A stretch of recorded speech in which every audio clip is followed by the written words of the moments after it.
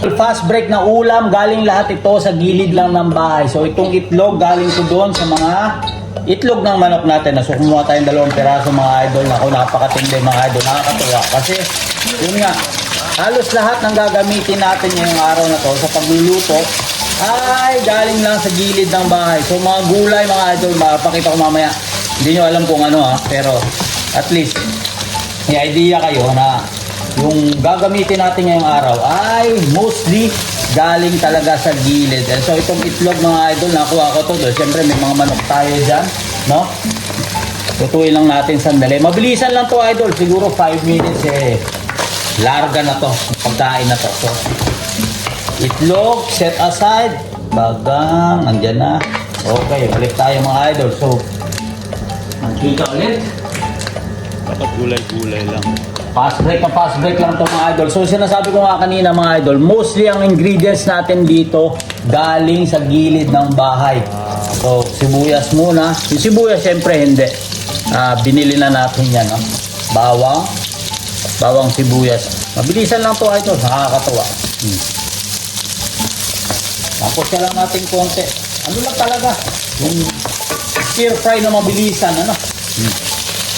Sige. Sibuyas, bawang, yan, medyo mabango-bango na siya. Ito ang matindi dyan, idol. So, kanina, nung namimitas tayo, nakakuha tayo ng chicharo, di ba? O chicharo, o snap peas sa English. No? Tapos, mga idol, zucchini. So, yan, chicharo, snap peas. Ito yung zucchini, no? O, di ba? Bagay dyan sa video, habang piniplay na tong video na to, habang pinapanood nyo to, pinapakita ko na rin yung mga clips kung paano ko siya pinitas. So yan mga idol, napaka-solid. So yan lang siya. Kagisa mo lang siya. Tatasan pa natin to, parang ayaw. Yan, agad.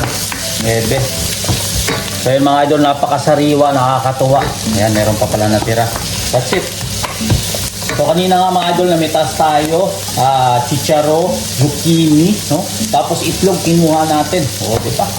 Napakatindi yan, idol. Yan na siya. Kaya tikoting asin. Mabilisan lang to. Fast break lang mga idol. Paminta. Tapos meron tayong chili powder konti. Ox na yan mga idol. Mamaya ilalagay ko na lang itong tawag niyan, itlog. O may kamatis pala tayo dito. Lagay na natin. So yan na siya mga idol. Kagaya sinasabi ko kanina, bago ako pumunta dito, sumilip nga ako dun sa garden at nakita ko may mga malaking sunflower. Tapos ito, chicharo na snap peas natin. Tapos zucchini idol. Yan. Napaka-fresh. Nakakatuwa. Tapos may itlog, di ba? O, halagay mo na yung itlog dyan. Solve na yan, mga idol. Yan lang siya. Napakatindi. So, siyempre kukuha tayo ng kutsara para mamaya matitikman natin yung ginagawa natin. Siyempre, kailangan din natin tikman. So mga idol, ito na. Pabagsak natin yung egg na kinuha natin mula sa mga chicken. Ewan ko kung ilang minuto na tayo tumatakbo. Wow, napaka-solid.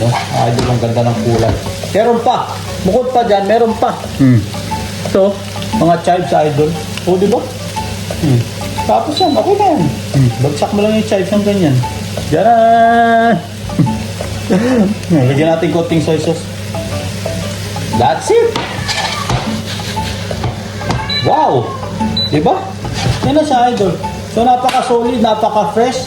Meron tayong zucchini, meron tayong chicharo, meron tayong itlog, no? Meron pa tayong mga chives idol. So yan na. Meal na for today. Ang tanong, paano siya kasarap? Siyempre, titikman natin. Rekta na tayo. So gusto ko kasi tikman yung zucchini, etong chicharo, siyempre, yung chives, yung itlog. Yan mga idol. First bite. Para sa inyo ito mga idol. Itong idol nyo sa Norway, follow for more.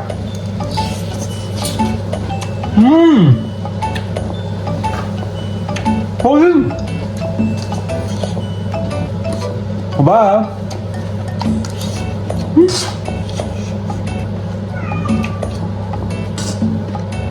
Aba How? Hmm? Hmm?